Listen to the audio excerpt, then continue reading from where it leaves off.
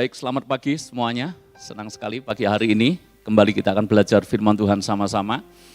Bapak Ibu Saudara semuanya, saya ingin mengingatkan sedikit apa yang sudah saya khotbahkan minggu kemarin.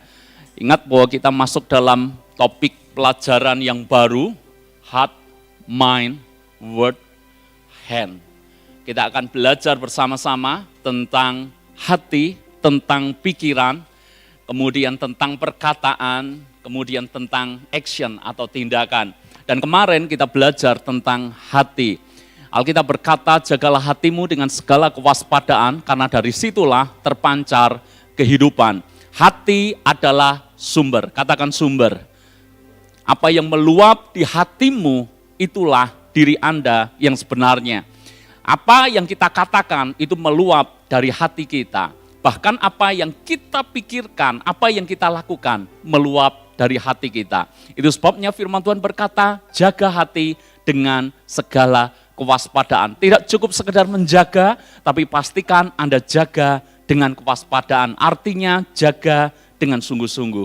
Hari ini kita akan masuk di topik yang kedua, yaitu tentang pikiran.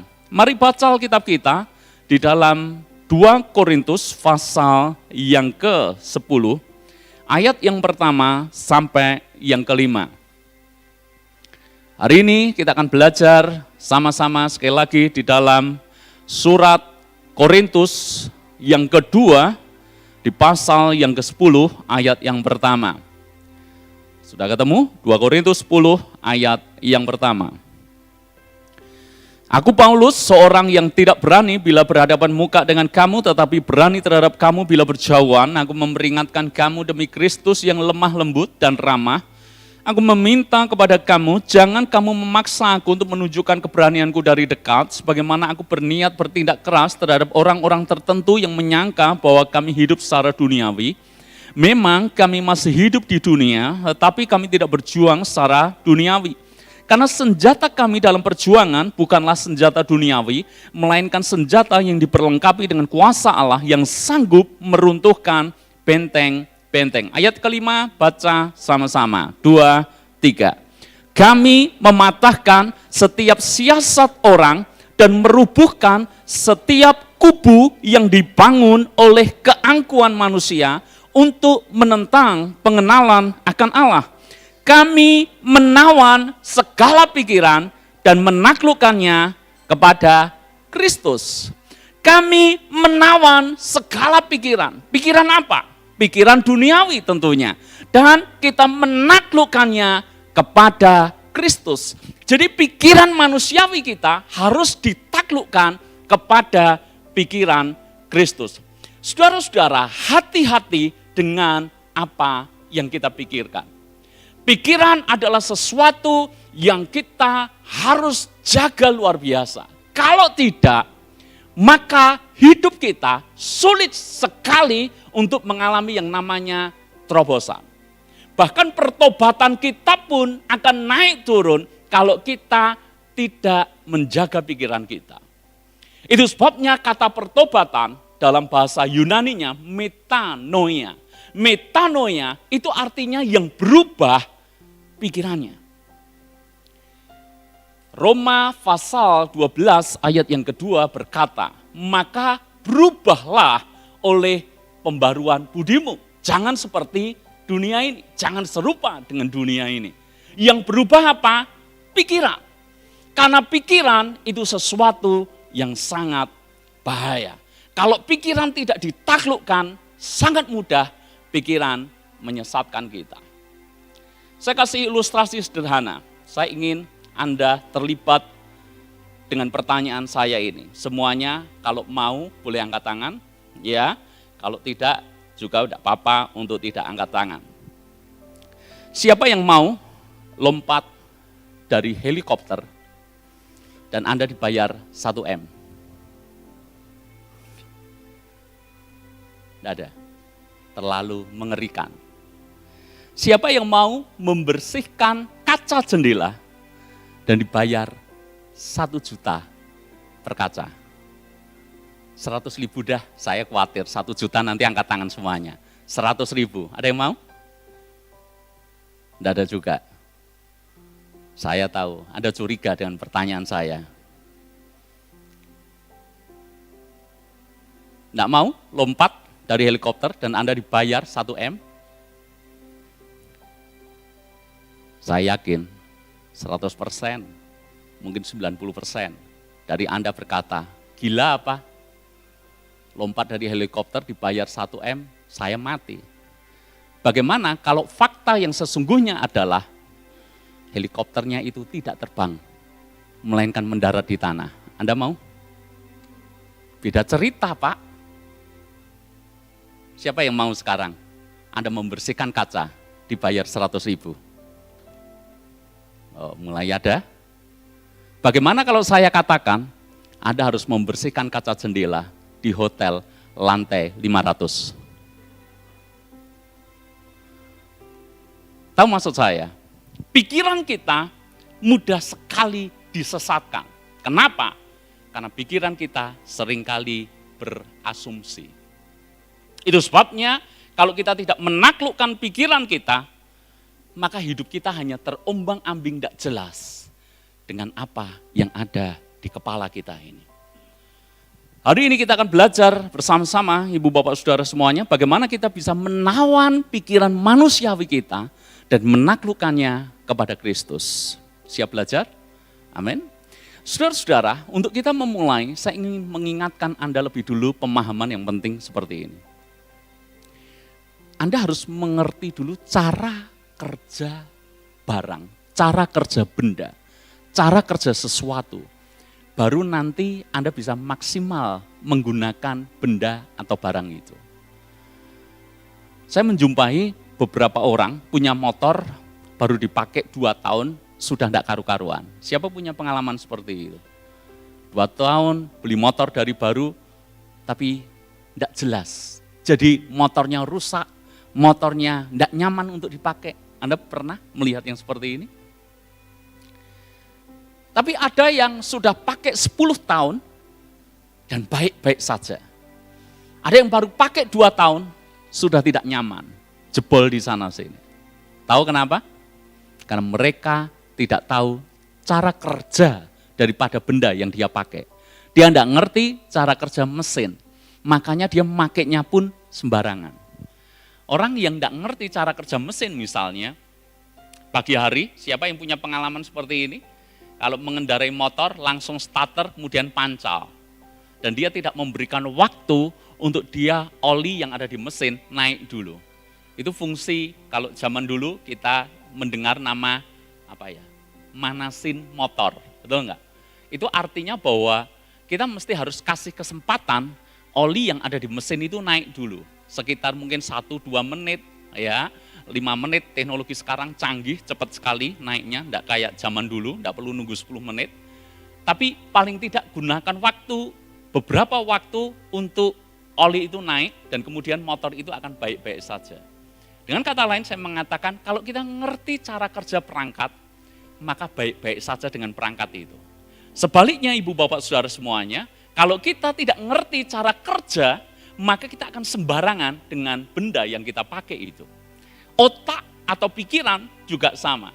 Itu sebabnya hari ini saya ingin mengajak Anda belajar tentang pikiran dan bagaimana kita ngerti cara kerja pikiran. Ini menarik sekaligus penting untuk kita ketahui sama-sama tentang cara kerja pikiran. Kita punya pikiran, kalau saya ngomong kita punya otak kesannya kasar ya, saya ganti aja ya, pikiran. Kita punya pikiran, kita pakai untuk mikir, tapi seringkali kita tidak ngerti cara kerja pikiran yang kita pakai selama ini. Ibu Bapak Saudara semuanya, mari kita mulai belajar yang pertama. Filipi pasal yang keempat, ayat yang ke-8. Filipi pasal yang keempat, ayat yang ke-8. Tentang cara kerja pikiran. Ini yang perlu kita ketahui sama-sama. Filipi 4 ayat yang ke-8, mari kita baca bersama-sama dengan suara keras. 2, 3. Jadi akhirnya saudara-saudara, semua yang benar, semua yang mulia, semua yang adil, semua yang suci, semua yang manis, semua yang sedap didengar, semua yang disebut kebajikan dan patut dipuji, pikirkanlah semuanya itu. Di luar daripada apa yang disebutkan Alkitab ini, ada enggak? Tentu saja ada. Kalau di sini ditulis benar, mestinya ada yang salah. Kalau di sini disebut mulia, mestinya ada yang kotor. Kalau di sini disebut adil, mestinya ada yang disebut tidak adil. Kalau ada dikatakan manis, tentu ada yang tidak manis, atau buruk, atau pahit. Kalau ini enak didengar, tentunya ada yang tidak enak untuk didengar, dan seterusnya. Di antara pilihan itu, Alkitab menulis yang kita harus pikirkan itu hanya, garis bawahi kata hanya, tidak semuanya kita pikirkan. Yang kita pikirkan hanya yang apa? Hanya yang baik, hanya yang benar, hanya yang mulia, hanya yang adil, hanya yang suci, hanya yang manis, hanya yang patut dipuji. Pikirkanlah semuanya itu. Kenapa demikian? Alkitab punya alasan. Alasannya gini. Cara kerja otak yang kita perlu ngerti adalah kita punya keajaiban luar biasa dengan otak kita. Ajaibnya apa? Begitu Anda memikirkan sesuatu, saya ulangi, begitu Anda memikirkan sesuatu, otak ini kayak komputer paling canggih di seluruh dunia. Begitu Anda mikir sesuatu, otak akan langsung cari file untuk memperkuat apa yang sedang Anda pikirkan. Saya ulangi lagi. Begitu Anda memikirkan satu hal, otak langsung dia loading, cari file yang berhubungan dengan apa yang Anda pikirkan untuk memperkuat apa yang sedang Anda pikirkan itu. Oke, saya kasih gambaran supaya Anda bisa menangkap apa yang saya pikirkan. Apa yang sedang ingin saya sampaikan. Punya pengalaman seperti saya enggak? Ketika saya misalnya hendak membeli sebuah motor misalnya, atau mobil misalnya. Saya membeli mobil yang mungkin jarang ada di pasaran, ya. Sebut saja, ini contoh saya, ya contoh saja dulu ya. Dulu saya punya mobil namanya Honda Odyssey, ya Honda yang panjang gitu ya. Saya beli, lalu kemudian ketika saya pakai, tiba-tiba mobil Odyssey berseliweran ketika saya ada di jalan raya. Sebelumnya saya jarang melihat mobil Honda Odyssey. Tapi begitu saya punya, saya pakai, tiba-tiba ketika saya mengendarai di jalan, kok banyak sekali ya Honda Odyssey. Anda pernah punya pengalaman mirip gitu enggak? Betul enggak? Aneh ya, kok bisa? Apakah sebelum saya beli tidak ada Honda Odyssey di jalan raya? Ada. Tapi kenapa baru setelah saya beli, tiba-tiba banyak sekali ternyata mobil jenis seperti yang saya punya berseliweran di jalan. Karena otak belum merekam. Begitu otak merekam, saya memikirkan ini, otak langsung menyodorkan fakta seperti yang sedang saya pikirkan, yang seperti saya lihat. Maka kembali soal pikiran, ketika kita memikirkan satu hal, otak akan loading untuk memperkuat apa yang kita pikirkan. Makanya firman berkata, pikirkanlah yang baik. Sebab begitu Anda memikirkan yang baik, otak akan loading hal-hal yang baik untuk memperkuat apa yang sedang Anda pikirkan. Sebaliknya, Anda memikirkan yang salah, misalnya Anda memikirkan begitu Anda dilukai, Anda memikirkan kebencian Anda. Ingat baik-baik, otak kita langsung loading, cari pengalaman masa lalu yang menyakitkan kepada kita. Betul enggak? begitu Anda luka hati, otak langsung kasih sodorkan. Ini loh, ini orang ini mengecewakan kamu, utang tidak bayar, ketemu di jalan tidak menyapa, orang ini tidak setia, orang ini lakukan ini jelek-jelekan engkau, orang ini ndak lakukan yang mestinya dia lakukan sebagai seorang teman. Orang ini tidak ada waktu engkau butuh, padahal dulu ketika dia butuh engkau ada. Langsung kan? Betul enggak? Maka kalau Anda memikirkan hal luka, otak langsung cari 1000 alasan untuk memperkuat. Kita benar-benar punya alasan untuk kita luka, untuk kita jengkel, untuk kita marah. Otak, pikiran, cara kerjanya seperti itu. Ketika engkau memikirkan hal yang menakutkan, langsung otak loading, kasih fakta. Langsung lihat ini, temanmu dulu juga tidak berhasil ketika situasinya seperti ini. Otak cari file lagi, situasinya memang berat.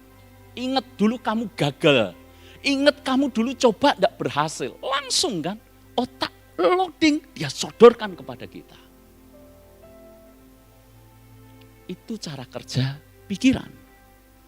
Bayangkan betapa bahayanya kalau yang kita pikirkan hanya kejengkelan, yang kita pikirkan hanya kemarahan, yang kita pikirkan hanya luka hati, otak isinya akan meloding hal-hal yang luka, hal-hal yang penuh dengan kebencian, hal-hal yang membuat Anda marah, dan itu disodorkan kepada Anda terus.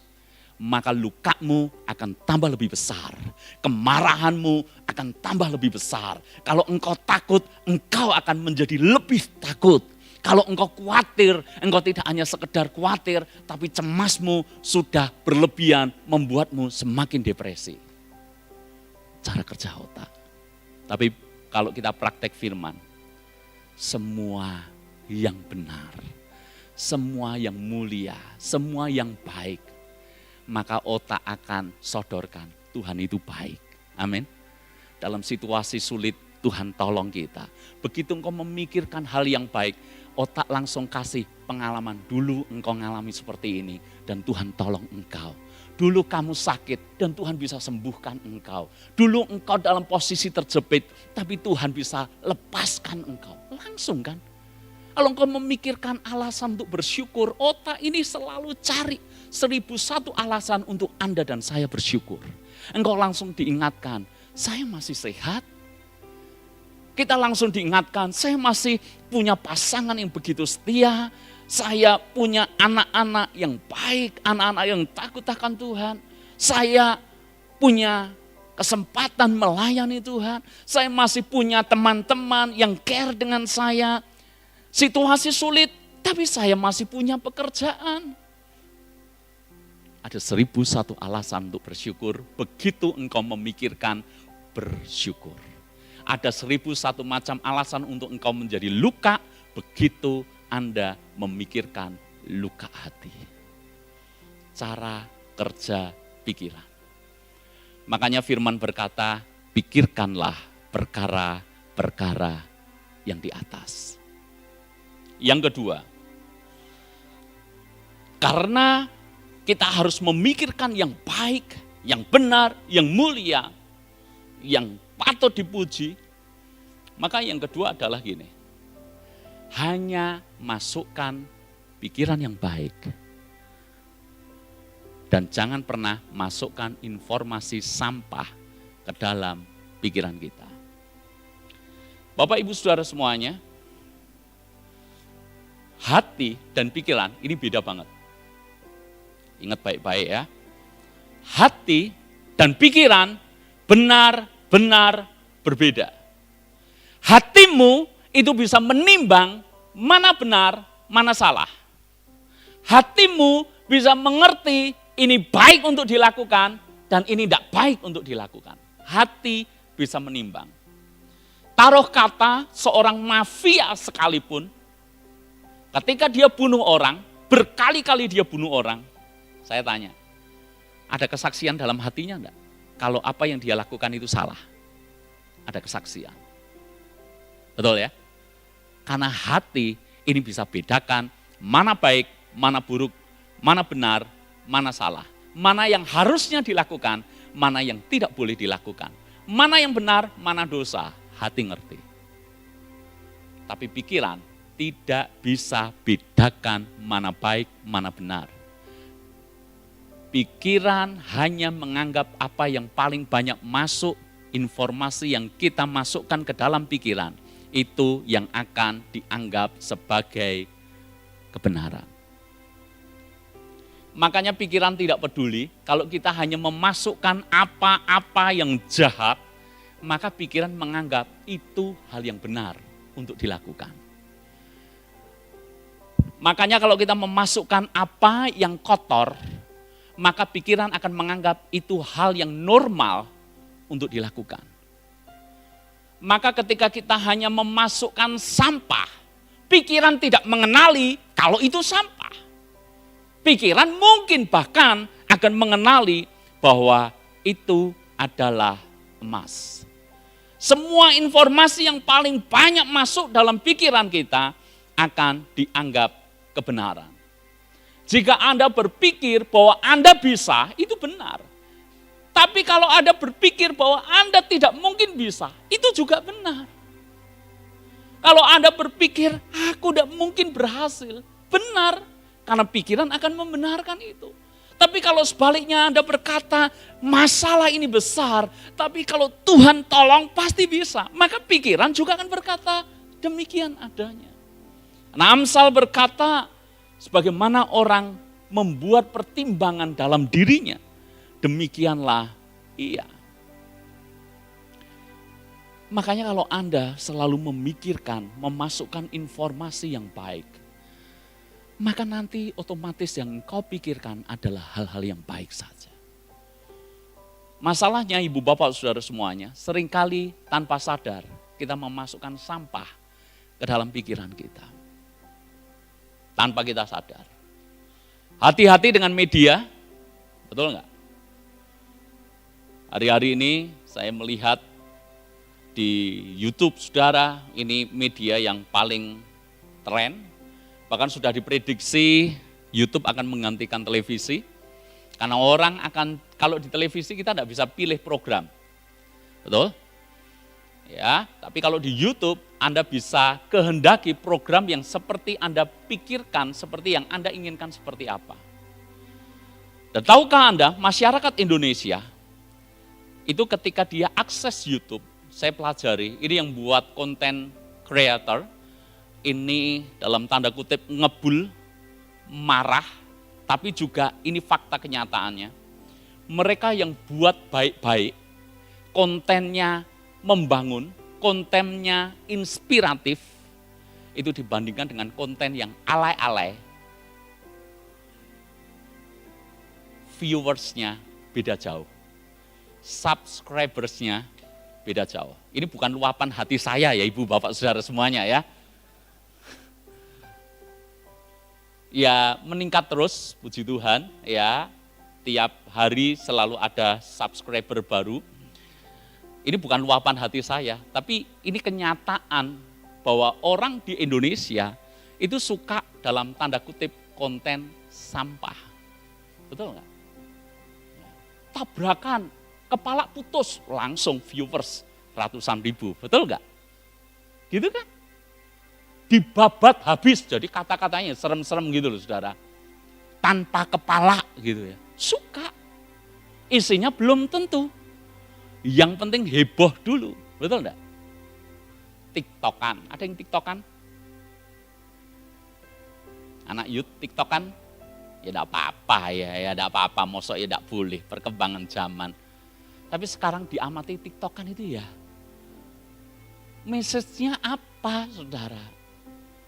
Kadang-kala yang diumbar juga hal-hal yang tidak benar, yang tidak baik.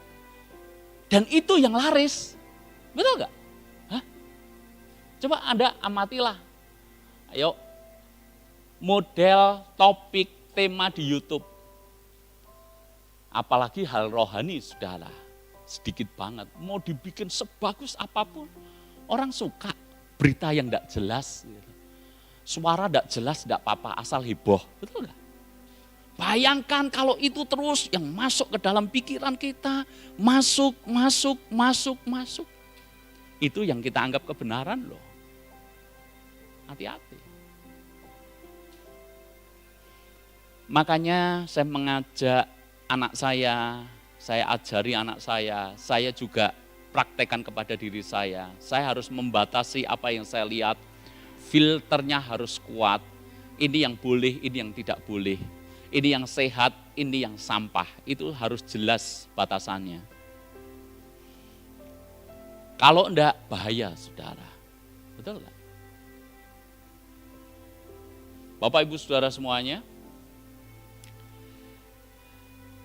maaf misalnya ini menyinggung perasaan Anda, bagi Anda yang suka, jangan berkata, ya karena Pak Petrus tidak suka aja. Gitu. Kalau Anda suka sinetron, saya tidak tahu sinetron apakah masih ada? Yang masih ada katakan amin, supaya saya tahu posisinya. Masih ada sinetron? Tidak ada ya? Masih? Drakor masih ada? Masih? Beberapa penggila drakor mungkin akan, Bapak Ibu suka drakor enggak apa-apa, ya, enggak apa-apa, masa enggak boleh, ya, enggak apa-apa. Tapi tolong pilihlah dan jangan buang waktu Anda sia-sia untuk hal yang sebetulnya begitu-begitu saja. Drakor 50 seri, saya tidak tahu apakah ada sebanyak itu. Yang ada katakan amin, supaya saya punya informasi. Ada? Tidak ada? Kok saya lihatnya ke Bu Andi. Oh 16, hafal malah nih. Oh ternyata tidak banyak ya. Cuma 10 judul gitu ya. Nah, Ibu Bapak, apapun yang kita masukkan, entahkah drakor, entahkah film, jadi pastikan hanya yang baik-baik saja. Kalau suka yang menghibur saja gitu.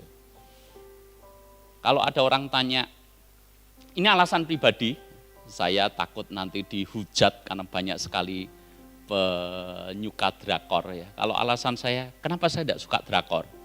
Satu, kalau ada drakor yang cuma satu episode, mungkin saya akan coba lihat. Kalau ada satu, saudara. Jadi to the point aja, isinya apa gitu. Kasih ringkasannya, lah itu mungkin saya akan lihat.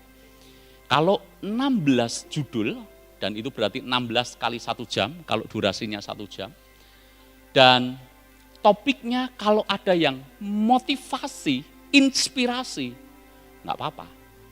Tapi kalau topiknya hanya mengajar kita tentang lifestyle, mengajar kita tentang menjadi orang yang lemah, cengeng, itu alasan pribadi ya sekali lagi.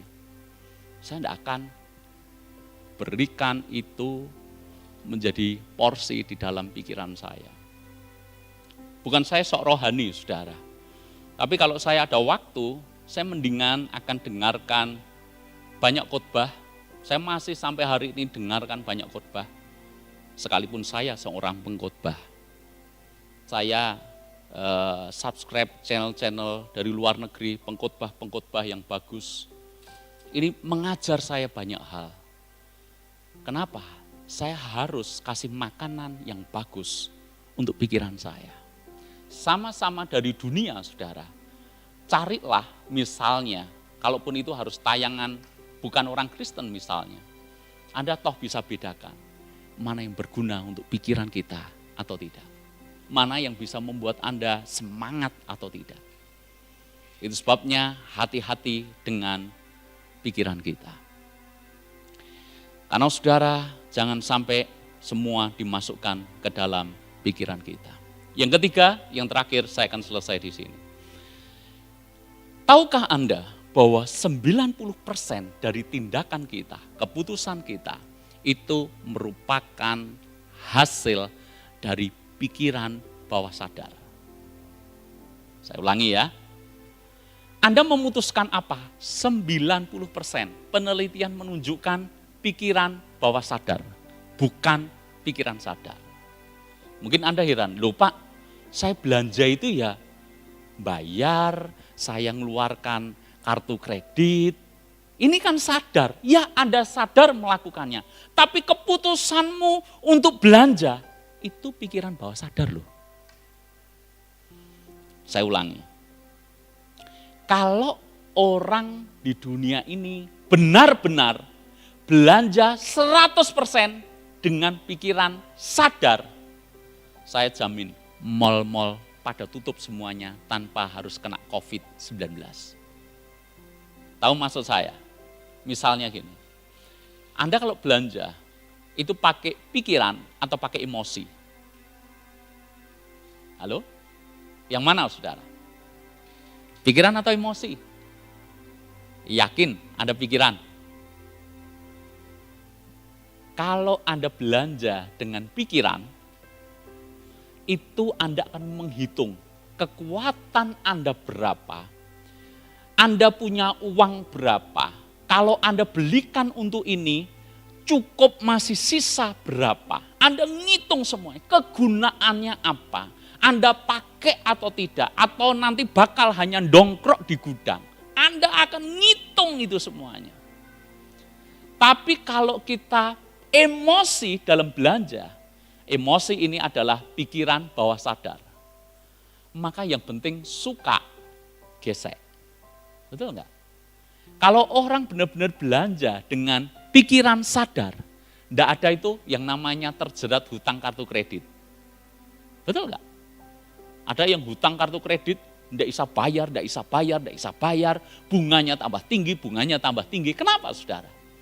Karena dia belanja pakai emosi. Kenapa dia belanja pakai emosi? Karena bawah sadarnya yang menguasai dia. Bawah sadarnya berkata seperti ini bagus, beli saja. Enggak punya uang, gesek saja. Nanti bayarnya gimana? Allah, yang kemarin-kemarin aja juga bisa ketutup. Ada orang yang bantu kamu. Beli. Mengulang terus. Ini namanya pikiran bawah sadar. Hampir semua keputusan yang kita buat itu adalah berasal dari alam bawah sadar kita. Yang pertama kali muncul misalnya, saya tanya, Anda naik mobil sekarang. Anda naik mobil, lalu kemudian ada mobil sebelah motong jalan Anda. Yang pertama kali keluar dari mulut Anda apa? Hah? Puji Tuhan. Haleluya. Shalom. Atau langsung cerut, ngumpat saudara. Lah, yang saya maksud ngumpat ini adalah pikiran bawah sadar. Jadi pikiran sadar, pikiran bawah sadar itu kayak gini loh. Ini cara paling gampang. Anda kalau belajar setir mobil pertama, itu namanya pikiran sadar. Starter dulu, setelah itu injak kopling, kemudian masukkan persneleng, kemudian diimbangkan pelan-pelan, ini kopling turunkan kakinya, lalu kemudian gas ditekan pelan-pelan, kemudian jalan. Lah ini sadar. Tapi lama-kelamaan Anda lakukan terus, setir terus. Anda nyetir udah enggak mikir kanan kiri, ngegas, koplingnya nanti ukurannya berapa, Anda enggak mikir. Itu otomatis. Kalau ada hambatan di jalan nanti tiba-tiba kaki Anda enggak usah Anda. Ingat loh, itu ada truk mandek, segera ini kaki dipindah, enggak kan? Bayang loh, pikiran bawah sadar berarti jahat? Enggak. Coba Anda nyetir pakai pikiran sadar. Ada tiba-tiba mobil berhenti, dadak. Pikiran sadar berkata, kalau mobil berhenti dadak, saya tidak rem, apa yang terjadi ya? Betul enggak? Oh, mungkin terjadi kecelakaan. Seberapa fatal ya? Wah, berarti harus dihindari. Caranya gimana ya? Gasnya harus dikurangi, remnya harus diinjak. Enggak keburu, saudara. Langsung respon otomatis. Itu pikiran bawah sadar. Masalahnya adalah bagaimana kita memunculkan pikiran bawah sadar yang benar. Kalau yang masuk ini hal-hal yang baik, ketika ada sesuatu, respon otomatismu itu loh saudara. Itu pikiran bawah sadarmu. Kalau setiap kali ketemu hal yang buruk tiba-tiba ngumpat, misuh saudara, berarti pikiran bawah sadar kita kerap kita isi dengan sesuatu yang tidak baik. Sukanya misuh, lihat temennya misuh, nanti anaknya lihat juga pasti misuh. Itu yang terjadi. Tapi coba saudara, pikiran bawah sadar ini merupakan habit, dibangun. Maka belajarlah, jangan gampang ngumpat, jangan gampang ngeluh. Ngeluh itu pikiran bawah sadar loh. Betul gak? Sepi sedikit, aduh. Sakit sedikit, aduh. Betul? Siapa yang kalau sakit selalu, aduh, ada yang gitu? Ada enggak? Itu kebiasaan itu. Anda mau, aduh, ngurangi sakit enggak? Enggak juga. Betul enggak? Jadi itu pikiran bawah sadar, itu kebiasaan. Makanya masukkan yang baik ke dalam pikiran kita. Kalau engkau mengalami sesuatu tiba-tiba muncul kebencian, itu bawah sadar. Hatimu ini ada yang perlu dibereskan. Makanya respon otomatismu yang pertama itu adalah pikiran bawah sadar saudara. Begitu Anda dengar firman, langsung Anda menolak. Khotbah gitu. Tidak menarik. Itu karena pikiran bawah sadar kita dipenuhi dengan kita bisa membedakan khotbah menarik, khotbah tidak, khotbah berbobot, khotbah tidak, khotbah yang cocok, ini khotbah yang tidak cocok, ini kesukaan, ini tidak kesukaan. Pikiran bawah sadar. Lah, orang Kristen yang dewasa adalah orang Kristen yang bisa memilah dan dia bisa memasukkan mana yang baik, habit, masukkan terus. Mana yang mulia, masukkan terus. Anak-anak muda di sini, kalau Anda hanya memasukkan apa yang kotor, yang porno, saya kasih pesan ya, ini sekarang untuk melihat yang porno ini hanya sejauh jempol memencet, saudara. Kadang-kala enggak usah jempol memencet, itu tiba-tiba iklan yang berhubungan dengan hal itu, tiba-tiba muncul berseliweran begitu saja. Anak-anak muda yang suka game, saya tanya, pernah enggak kira-kira ada pop-up iklan yang mulai nyerempet-nyerempet? Ada enggak? Dan sekali kita ngeklik, apa yang terjadi? Langsung dibawa ke suggestion yang mirip dengan itu terus. Bayangkan kalau tiap hari pikiran kita kotor, yang porno. Maka alam bawah sadar kita melihat semuanya porno semuanya. Hati-hati loh. Hati-hati kenali cara kerja pikiran kita. Pikiran kita bisa menjadi baik, tapi pikiran kita bisa menjadi jahatnya luar biasa. Pikiran kita bisa menjadi mulia kalau kita hanya memasukkan yang baik, memasukkan yang mulia, menolak yang kotor, menolak yang porno. Sliver boleh, karena kita tidak bisa nolak. Kita tidak bisa kayak ini pepatah Cina kuno, kita tidak bisa menolak burung terbang di atas kepala kita. Ada yang pernah? Ada? Hah? Ada? Areaku? Hah? Ada? Tidak ada kan? Mau burung terbang, iya bisa. Sliver mikir yang tidak baik, bisa. Tapi kita bisa mencegah burung itu bersarang di kepala kita.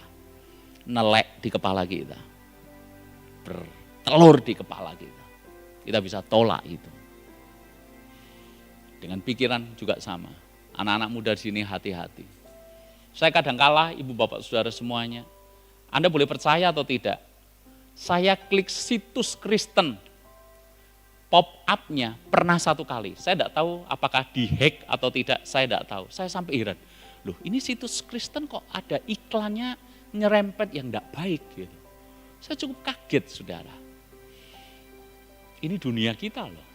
Bayangkan kalau hal-hal seperti itu yang masuk terus-menerus dalam pikiran kita. Buat Anda yang sudah menikah, Jangan Anda berkata, Pak saya kan udah dewasa Pak. Yang gitu-gitu enggak apa-apa lah Pak. Lihat yang telanjang enggak apa-apa. Saya lihat istri saya telanjang juga tiap hari enggak apa-apa. Enggak bisa seperti itu. Begitu Anda konsumsi hal-hal yang porno, Anda akan selalu membandingkan apa yang Anda lihat dengan istrimu. Masalahnya yang ditontonkan di film-film porno, di tayangan-tayangan porno, gambar-gambar yang porno, saya yakin jarang sekali yang tubuhnya all size, biasanya yang langsing ibu bapak. Dan begitu pria Anda sudah menikah, tontonan Anda hal-hal yang seperti itu saja, yang langsing, yang molek, yang mulus. Anda kemudian buka mata, lihat pasangan Anda, yang ini all size. Anda mulai, aduh kok beda ya. Anda mulai dingin dengan pasangan Anda, dan Anda berfantasi dengan gambar-gambar yang Anda lihat. Dosa enggak? Jelas dosa. Jahat enggak? Jelas jahat. Kenapa? Karena kita tidak memilah, tidak memfilter dengan baik.